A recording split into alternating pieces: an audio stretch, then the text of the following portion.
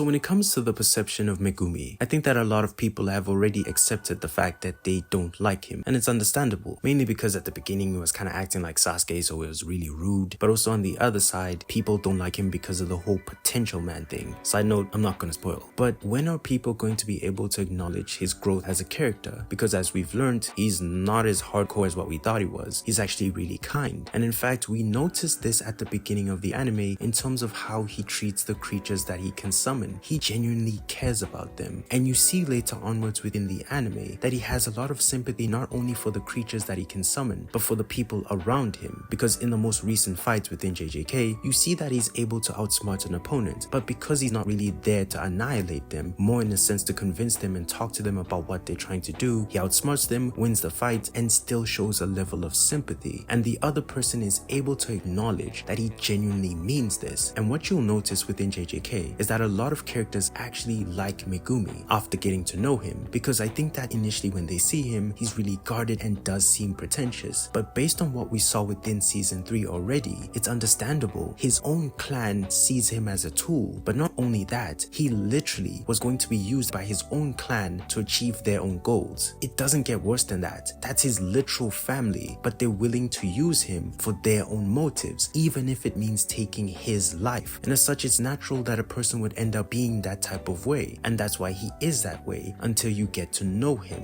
And that kind of excuses the whole Sasuke vibe, because within this world of sorcery, we've seen how things can go left. People have lost their lives recently because Gojo is not around, and this kind of shows you that a lot of people are acting within this world. And as such, why would we expect Megumi to be this person who was raised by Gojo to not acknowledge this? And that brings us to another point about him, which generally links to the whole conversation of potential man. He's just a kid, but also in terms of his journey, I feel like he has improved in many aspects and is learning so many things, but he gets compared to other characters who seem exceptional. Even in terms of Yuji, there's this whole vibe that Yuji was beneath him, then equaled him, then surpassed him. That's fine, but the thing about Yuji is that we've learned he's not just an average person, he's different. And even if Yuji happens to be way more powerful than Megumi, it doesn't mean that it diminishes everything that Megumi does, because in terms of what he's doing, he has improved in some aspect. Everything requires time. Megumi really has himself and relatively Gojo, but the problem is Gojo can only teach him so far because of what Megumi's techniques are, and as such he has to go on his own journey and learn certain things. But the thing is, if you've noticed within the anime, a lot of characters acknowledge his ability to be high level, including Sukuna, who notices this really early.